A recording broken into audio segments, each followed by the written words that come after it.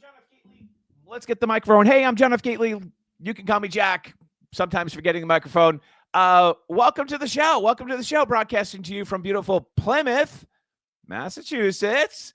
It's been a pretty good week, hasn't it? Been a pretty good week altogether, hasn't it? Yes, it has been.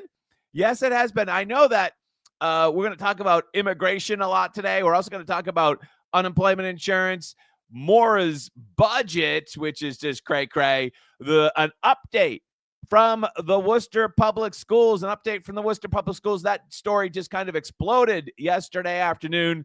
I know that many of you are kind of like on the edge of your seat. You're waiting for Bill Malusian's report to drop. So apparently he has been embedded in ERO Boston, which I think he's done before, if I'm not mistaken. He was embedded with ERO Boston yesterday or for the last couple of days, and he witnessed 8 arrests. Hopefully, actually, they've arrested more. I heard that the number nationwide since Trump took office is close to 500 people that ICE has arrested across the country just since Monday afternoon. Just since Monday noon. I've had to kind of get a kick out of how the media has covered it. By the way, this is the cover of today's New York Post. The Iceman cometh. Trump raids sanctuary cities to deport illegal migrant crooks. Plans 10,000 troops at the border. From what I understand, already 1,500 are already headed to the border. I've had to get a kick out of the Boston media, including the Herald for that matter, where they've basically made stories about how Bill Malusian is embedded with ICE. And the Herald ran a story effectively. They mentioned it, but effectively it was driven by the fact that Bill Malusian's embedded with ICE. I don't think anybody else is, to the best of my knowledge. And then Mark Garfinkel, who's a fantastic media photographer guy with NBC Boston, he caught up with ICE yesterday as well, I believe in East Boston, and they're all trying to catch up with Bill Malusian, which is fantastic. I have noticed over the last, because I'm the guy that notices this type of thing. How do I say it? ICE has not issued a press release. This is their nationwide press release page. They haven't issued a press release since last Friday. So I was like, they're still let me bring that up for you. They're still in a transition phase from an administrative point of view, but they haven't put anything up there since Friday. So I figured something was brewing. And then if you go to the ICE Boston page, they haven't posted since Friday. I'm thinking that's going to change soon. And we will have plenty of information coming out that will support Bill Malusian's story, which I think all of us are eager to hear from. And what a fantastic reporter, ASU guy, right? Arizona State University guy. Good for him. And he's done. If there's anybody in the media that's covered the border story better, at least mainstream media, I can't think of them off the top of my head. Todd Bensman, but he's not really in the mainstream media. So, but Malusian would be at the top of my list, and huge fan. Thank you so much for joining us this morning. Great to have you here today. So yesterday, all credit to Jason Duncan 611 for sending me this image of a memo that he got a hold of yesterday somehow about the Worcester Public Schools. And I love to give credit where credit is due. And he sent me this image. And remember, you could drop a tip over to me at jackgately.com. Just click the tip line box. You could drop a tip to me there if you want. But if you have an image, I don't really have a facility quite yet to receive images. So he just tagged me in a post, which was fine. And this news yesterday that the city of Worcester Public Schools, let's bring it up again. Here we go. If you have not seen it, a recent notification has gone out regarding ICE agents potentially at bus stops. If you are aware of any agents being at a bus stop, do not let any student off the bus and contact the transportation office immediately. Worcester Public Schools. So, I mean, talk about putting your bus drivers in a pickle, right? Talk about putting all the pressure on your frontline staff. And what if you're a parent who has nothing to do with ICE or anything like that, and you just want to pick up your kid, and all of a sudden the school bus drives on by because the bus driver sees a black SUV with tinted windows that may or may not be ICE, right? A bus driver doesn't want to lose their job, but then again, they don't want to be indicted for right, because the federal government has made it very clear since Trump took office that they are going to go, where is that story, that they are going to go after, and we'll cover the Worcester clarification in a second. Here we go. They are going to go after state and local officials who obstruct immigration enforcement. I don't think you want to be that bus driver that gets indicted by the new U.S. attorney here in Massachusetts, because if you don't think that's coming, and it's coming. Someone is going to get in trouble, and it appears as if Worcester Public Schools have kind of volunteered themselves. Here's their clarification of the immigration letter. Dear community, this came out, I think, yesterday afternoon. We are writing to clarify that there have been no sightings of immigration officials or ICE at bus stops or at schools Wednesday, January 22nd. Yesterday, the school issued a letter to staff and family clarifying our existing policies for any future immigration interactions. We shared an internal memo with all staff containing greater detail. Department directors and school leaders have shared that information with their staff, blah, blah, blah, blah, blah, blah. But it certainly seems as if they're volunteering for an investigation. And we'll bring up the Fox 25 story on this. Let's hit play. Live in Worcester this morning with the pushback in the state's second largest school district. Ryan? Good morning to you, Catherine and Ray. Yeah, that's right. Worcester Public Schools say that there have not been any sightings of ICE agents either on a school campus or a school bus stop, but they are pointing to their existing policy and procedures for how they would handle a situation. Maybe they should just think about the supremacy clause and point to the United States law about obstructing federal officers. Should there be any federal immigration authorities that show up to campus. Now, they say currently that they will not coordinate with ICE. They do not share student records with ICE unless there's been a court order or parents' permission. They will not allow ICE agents into WPS without a criminal warrant. That's the hilarious one. We're not going to allow ICE agents onto campus. They're basically declaring Worcester Public Schools as a no-go zone. That's exactly what that is. And the simple fact of the matter is Worcester Public Schools, I don't know if you know about this, but Worcester is part of the United States. It's part of the United States. I know this is news, and a federal official can go anywhere. There is no place in the United States that a federal government law enforcement agent with cause can't go, right? With cause. So, and it's certainly... it's not as if the Worcester Public School buildings are private residences. They're not. The Worcester Public School buildings are public buildings paid for by us.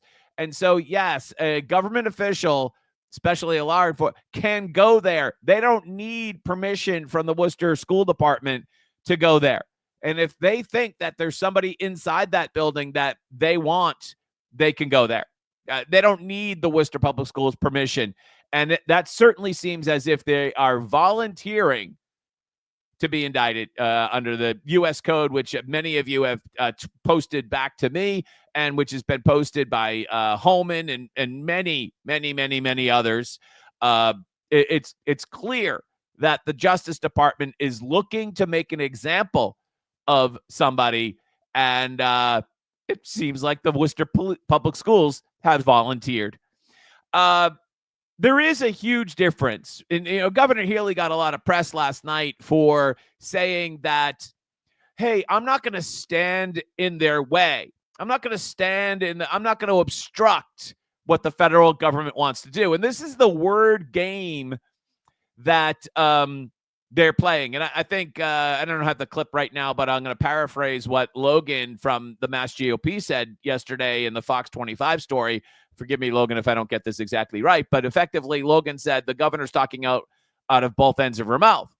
Yeah, do I have that? Pretty much right, Logan. So that's pretty much he said in this soundbite that was on that story. And that is true because, and I think the nuance here is, we deserve a governor who is not only going to not obstruct, but we deserve a governor who's actually going to cooperate. I said this a lot more eloquently last night. Promising not to obstruct the federal government is the absolute minimum expectation. And that's what Governor Healey basically said. We're not going to obstruct. Well, it would certainly be news if you were going to. It sounds almost as if she was considering that. What we really need is a governor who will actively aid and cooperate with the federal government. Right? Like, governments talking to each other, governments working together. Isn't that what we as the people who are the supposed recipients of these services, isn't that what we expect? Didn't we learn, for instance, that 9/11 was caused in part, or our failure to detect 9/11, let's put it that way, not the cause, but the failure to detect it in advance was due in part by our inability to communicate between various government agencies, right? The cause was, well, we all know the cause, right? We know the cause, but our failure to detect that is strongly relative to our failure to communicate with our own selves, And the governor is basically saying she'll do nothing to obstruct. Isn't that the bare minimum expectation? Isn't that the bare minimum? It is the bare minimum, because anything less than that is actual obstruction. It's disgusting. But, she's been busy, so let's just cut her slack. As the Boston Globe for the Boston Globe reports that Maura has been busy out of state. And there's another post up here. She was out of the state last year for 76 days, in full or in part. 76 days, a little quick back of the envelope math. That's 2.5 months. 2.5 months last year out of state. Now, how many months are there a year? There's 12 months a year. Somebody do the math. She hasn't been here like that much. I remember Mayor White. Anybody remember Mayor White? If Mayor White went up to New Hampshire for the weekend, he'd be horrified if anybody found out. He wanted people to know that he was on the job. And Maura Healey, unlike some prior governors, Maura Healey has instituted this policy where when she leaves the state, she doesn't tell the media. And surprisingly, the most people in the media who are upset about this, surprisingly, is the Boston Globe. She tells them after the fact. So if Maura runs up to New Hampshire to stump for some political candidate that ends up losing, or goes to Iowa or Michigan or Pennsylvania for some candidate that ends up losing, Kamala Harris, she tells us afterward, for security. It's for security. Yes, it's for security. Don't even say we have to keep her safe. And we do. She deserves to be safe. But it is a little weird that she's the only governor that I ever remember adopting that policy. And it is the Globe of all media outlets that seems to be most bent out of shape about that, as they should be. And as you should be. Imagine you hire somebody to be the governor and they're here for 9.5 out of 12 months. 9.5 out of 12 months. That's how much she was the governor last year. Because she's too busy. Right, she wanted to be that. You got it. Yeah, I know. You beat me to the punch, but I know what you're thinking. She wanted to be a United States Attorney General, didn't she? Yeah, she did. Instead, she's stuck being our governor. You can actually tell by if you watch Maura in the press conferences. She's not happy. She's not happy to be there. She doesn't enjoy being governor. I mean, that's crystal clear. She doesn't enjoy it. She doesn't have this at base an enjoyment of it. I was talking to somebody about this last week, I think it was, and we have a long history here in Massachusetts of attorney generals running for governor, and they've I think every single one of them has failed. Attorney generals usually make really bad governor candidates, and somehow she made it. And the fact that we've voted and down a lot of attorney general candidates that ran for governor shows our collective wisdom. And I don't know how this one sneaked in, but attorney generals really make bad governor candidates, and now we know they make bad governors too. Yesterday's story here at johnfgately.com, johnfgately.com. This pilot program to move illegals from shelters to apartment cost $112,000 per family, and they were supposed to move 400 families. They only moved 93 families. And I got to thinking about this as the day went on yesterday, and then I even got more angry about it as I went on, because then I did the math. Here's the post here. I did the math, and I said to myself, what if they were actually successful and moved 400 families? How much would it have cost if that was the case? So that was pretty easy. Take $10.5 million and divide it by 400, and it still would have cost us $26,250 per family. So success for Maura on this pilot program would have cost us $26,000 per family if it was successful. Now, okay, all right, I know what you're saying. Pilot programs, sometimes because they're so small, on a per family basis, if we scaled this up, we could probably have some economies of scale. I know it, right? That's probably true. But even if we could have economies of scale at 50% of that number, we're then spending $13,000 theoretically on people that don't belong in our country to begin with. If you went back in 2010 and explained this to yourself 15 years ago, you would be like, it's unexplainable. It's unexplainable. It's like, I can't believe this has just become so crazy, like the COVID thing, that like it's so whacked that it's really hard to wrap your mind around. It is so twisted and perverse. It's really hard to wrap your mind. In the same way, it took us a long time to understand that our government, through Dr. Fauci, sent money to a nonprofit that was connected somehow with the United Kingdom. And then they sent money to investigate viruses in China. And then they created a virus in China, and the name of the lab is the name of the virus. And somehow the virus came back to the United States, right? And all over the world. And I was trying to explain this to my wife the other day, and she's like, no, that didn't happen. And because my wife is a reasonable person, she was like, no, it's like, you can't believe what we're living through. It's so insane. It's just hard to believe. Mass election integrity says that's way more than citizens who were born and raised in Massachusetts take home and pay for working full time. Yes, thank you, clean voter rolls. We have lived here, worked here, raised families, and contributed to our communities here, and have paid taxes for almost 20 to 40 years. This is completely unacceptable. Totally agree. Although the number one comment I got on this story yesterday was, what about our homeless veterans? That was the number one comment. As I went through the comment, I had so many comments yesterday on X. I couldn't respond to them all. I really tried to. Sometimes I'm only able to like hit the heart button.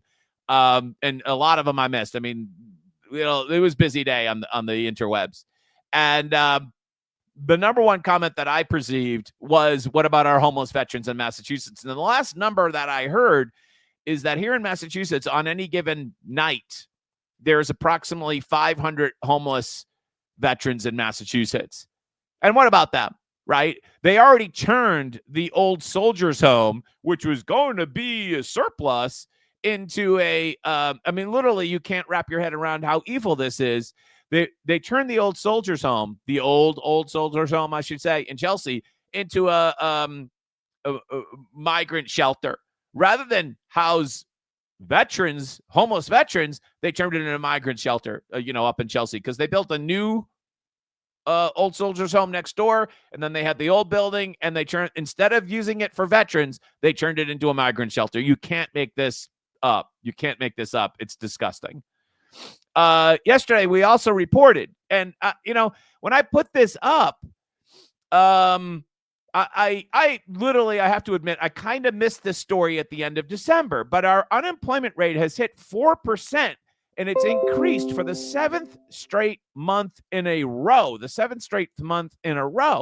And when I put this up, this news came out over Christmas, and Christmas busy, family, all the good stuff, right?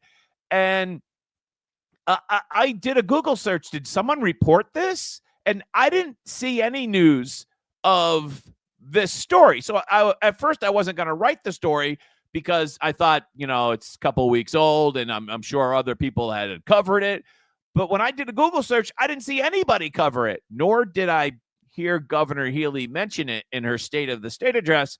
But our unemployment rate is now at 4%, and it's increased. You can see the chart right there. It's increased every month for the last 7 months. I mean, the red line is pretty clear. These are seasonally adjusted numbers released from the Healey administration in coordination with the federal government. But what is I'm going to scroll down here, even more troubling? What is even more troubling in terms of our economy? And why when you hear Governor Healey say we're the number one state for this and the number one state for that, then you look at these numbers and you're like, this is unsustainable. The number one growth sector year over year has been education and healthcare. So education and healthcare sector of the economy, if you stop and think about it, that is not entirely, but predominantly a proxy for government spending. And they have gained the most jobs in the last year here in Massachusetts, 16,800 jobs. The largest sector by far. The next sector that gained the most jobs is government jobs, which are clearly, productive sucking. 7,300 new government jobs in Massachusetts year over year. The two sectors that are down the most are the high-paying information technology jobs. We have lost 4,100 information technology. Imagine, I don't know what the salary is for somebody that works in information technology on average, but I'm guessing it's pretty high. And we've also lost 4,000 manufacturing jobs year over year. Information technology jobs, startups start up all the time, right? And you might be able to somehow get those back if you change tax policy or something. But and I'm not the first one to say the next thing, but once you lose a manufacturing job, it's really hard to get that custom sheet metal worker back, and including the custom sheet metal equipment, and the machine shop, and the grinding machines, all that stuff is really hard to get back. Where if you're in information technology, you're basically, and this is going to sound rude, but you're basically just working on a computer, and those are fairly easy to acquire. But when you're losing manufacturing jobs because of the physicality of it, they're really hard to ever get back ever again. And you can see these numbers here. We were at a low of 2.9, and now we're at 4.0. Because I missed this story over the Christmas, and forgive me on that, the new unemployment numbers will be out shortly, and we'll cover that as well. But when your government jobs go way up and your information and tech and manufacturing jobs go way down, you get, by definition, slower revenue growth. These things are connected. These things are connected. And so yesterday from House One, we learned from one of my favorite X accounts, Boston Radio Watch, Boston Radio, catastrophic health. Governor slashes mental health budget. Governor slashes mental health budget, which is infuriating. I mean, we have a real mental health crisis throughout the United States. I don't know if you've noticed. I can't help myself. By the way, spent 76 days out of state last year. Sorry. But that reminded me of the fact that mental health, and I sent this out again this morning, and drug abuse go hand in hand. And as Maura cuts mental health funding, it's just absolutely staggering. Literally, you can't make this up. There is a open air drug market that's littered with addicts, almost all of whom have some type of mental health situation, outside the window of the governor's office of the state house. I mean, literally, you can. It's outside the window as you like. If you fast forward in this video, we'll hit mute there. But literally, there's the state house in the background. And if you have not been to Park Street and see what's going on there, and it's a little harder to see when the weather's 15 degrees out. But this was in August that I made this video. You can see everything's green. It's literally out in the shadow of the state house, and you're cutting mental health services. And by the way, while we're at it, a lot of these people are also veterans, and it's absolutely disgusting. John Hurst has run the Massachusetts Retailers Association for I don't know how many years. He's a well-respected, we'll say lobbyist, however he wants to call himself. But he had a whole thread of tweets yesterday about the House One budget that came out. And one of the data points that really struck me, and this kind of sounded Mayor Woo-ish, if I could say, was this one here. Including a surtax as well as hundreds of millions of dollars for the Medical Assistance Trust Fund. Okay, let's set that sentence aside. Comma, Healey's budget would increase state spending by 7.4% over fiscal year 2025. The budget she signed just in July. Beacon Hill regularly adds hundreds of millions of dollars in more appropriation via mid-year bills. And then he goes on to explain, and if you read the Herald articles, that they're mostly counting, and this is the really dangerous financial part of what we're doing here. Warning, it's kind of like you can see this iceberg coming. If you ever lived through the Dukakis administration, late 80s denialism, like I did, you can see this iceberg coming. Straight ahead, like this, like iceberg straight ahead. You can see this coming, and you can see the governor right now doing things that are incredibly irresponsible. And one of them is basing her FY26 budget on the hope that the millionaires won't move out of Massachusetts. So she's basing her whole revenue picture on getting all of this money from the millionaire's tax. But I'm telling you, it's a new tax. And as it is new, people are going to adjust their lifestyles. In other words, they're going to move to Florida.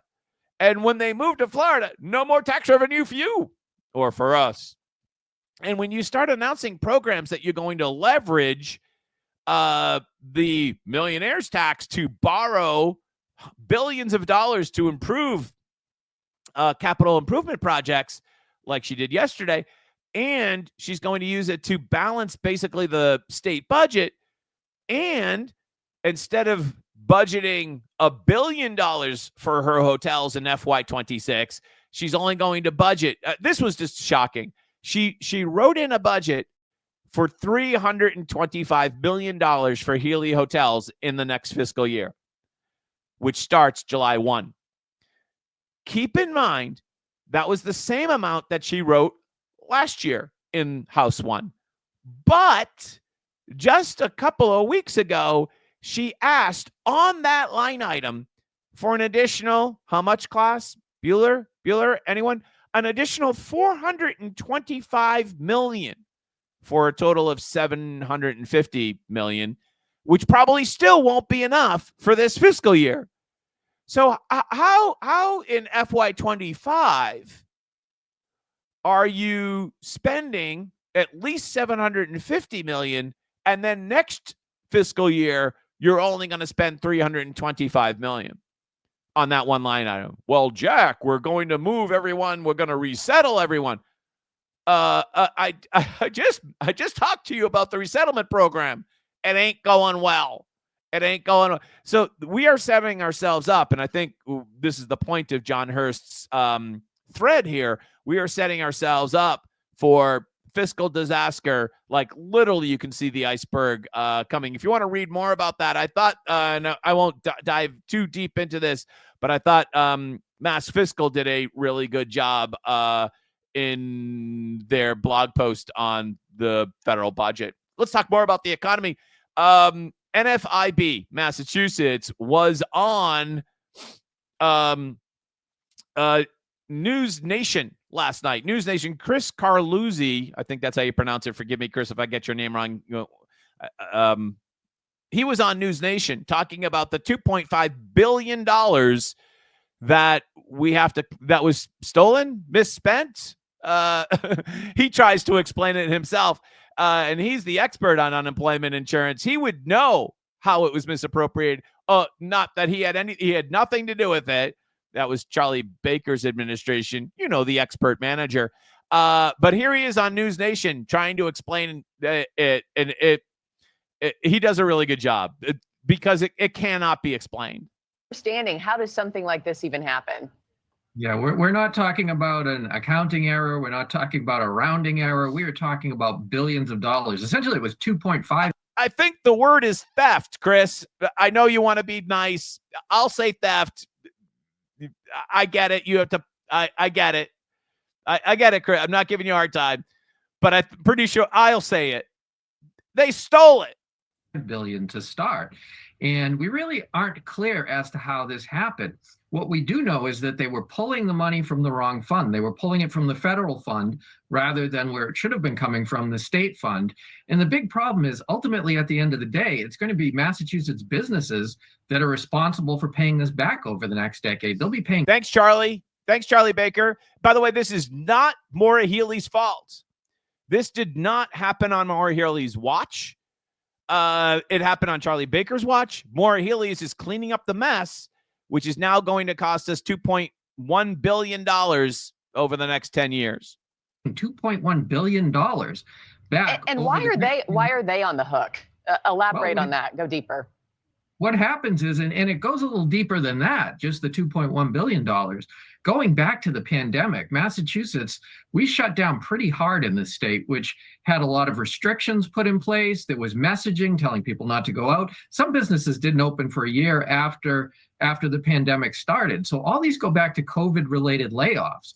And I'll add that Massachusetts businesses right now are already, which were self-inflicted, paying back $2.7 billion of money we already borrowed when our UI trust fund went into the red during the pandemic. Now we're going to be adding another $2.1 billion on top of that. So business owners are the ones responsible for paying the UI taxes that go into the UI fund. So we're talking almost $5 billion here they'll be paying back. It's crazy. I mean, the numbers are just staggering here. And does something like this truly happen by accident, where an entire state just so egregiously mismanages this kind of money?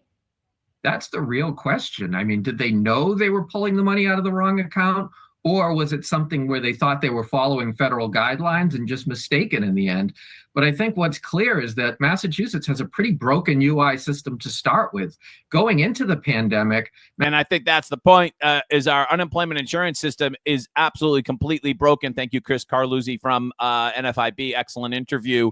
And I also noticed while I was trolling your X account yesterday that you pulled up this very important item. Remember how Maura Healey was saying Wallet Hub says we're the best state to live in, Wallet Hub. And Chris Carluzzi points out on the NFIB Massachusetts account that Wallet Hub ranks Massachusetts as the 44th worst in the nation for business costs.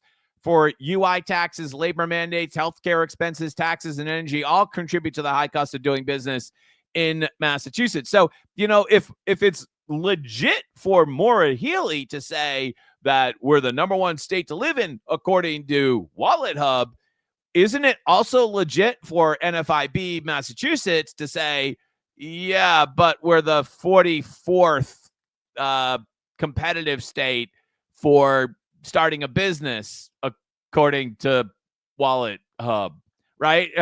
Right. You can't have one without the other. It can't have one without the other. Excellent interview, Chris Carluzzi, NFIB. Voters backed state auditors' effort, but the effort hasn't gotten much traction, according to WGBH News. It doesn't need much more traction. It's the law. It's the law.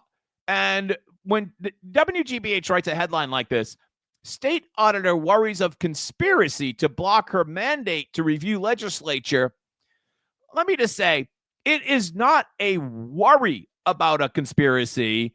It's a proven conspiracy. It's not a worry. They are conspiring, literally under our own nose.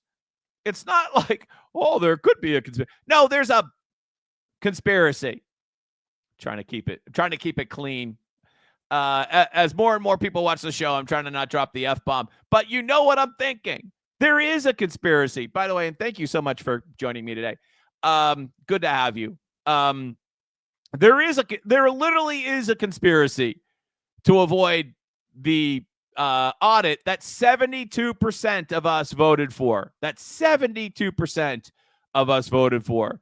There's not a worry about conspiracy. There is a conspiracy. There is a conspiracy. As we're looking at President Trump, the other day, was it just yesterday, kind of wiped out all the DEI offices across the country in the federal government, which was a beautiful thing, because we should be judging people by the content of their character and their merit, not by the color of their skin or some other things that they have no control over. Because when you hire a government employee, it should all be about how they can deliver for the people that they work for. That's what it should be about, nothing else. It should be based upon performance. I thought that is he the president or prime minister of Chile, or Argentina, I should say, said it this way, Javier Milei: the West has lost its way. Wokeism has replaced freedom with tyranny. And this is his quote translated into English. On this foundation, wokeism was built, an ideology of monolithic thinking upheld by various institutions whose purpose is to penalize dissent. COVID. Feminism, all of these various heads of the same beast aimed at justifying the state expansion through the appropriation and distortion of noble causes. Yes, very well put. That effectively the left has taken a noble cause, which is to judge people by the content of their character. They've twisted that to effectively create some type of social justice, socialist, Marxist tyranny. That's exactly right, Javier Milei. You have got it. You've got bingo. By the way, excellent piece. If you want to read it further, from why is it City everywhere? Journal, yeah, look, it's wild, but it's been a really somebody's great talking 48 there when it hours. should be. There we go. From the City Journal by Christopher Rufo. If you want to read more on that topic, the Seth Moulton situation. I used to work at the State House with this guy, Paul Sheehan, who was from South Boston.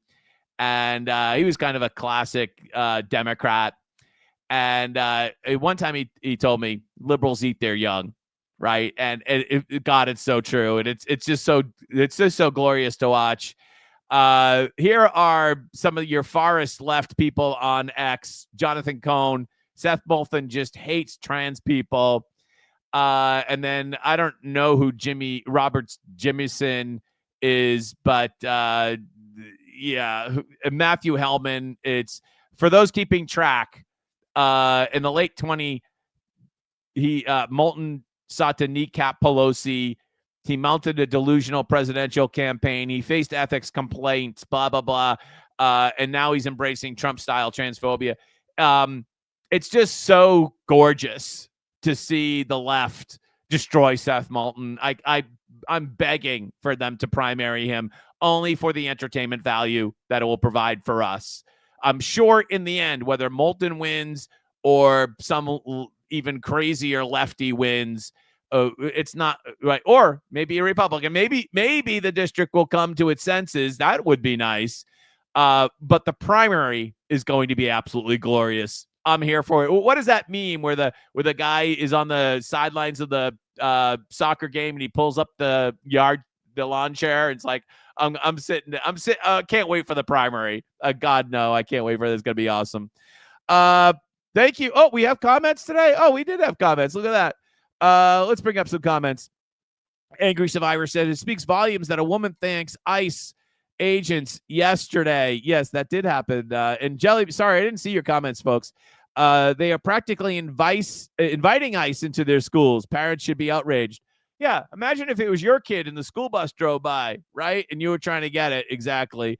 Bill Faulkner says these mental health cuts also have trickle-down effect for cities and towns. Police, fire, and ambulance services. Oh, you know what? I hadn't thought about that. But excellent point, Bill. Will be more than likely the ones dealing with the cops. Yes. Putting Massachusetts citizens last again. Excellent comment, Bill. Yes, not only are there human costs for people that will not be getting the mental health care, but also that will spill out into the streets, like in the video I showed you and made in August. But now there's a subsidiary cost to locals that now have to handle that issue, and maybe even the crime that comes with it. It's been great. Tomorrow, no live show tomorrow at 8:30. Gonna go to the city. Got all sorts of good things scheduled for you in the city, but we'll see you again soon. Have a great day. Thank you. Bye-bye.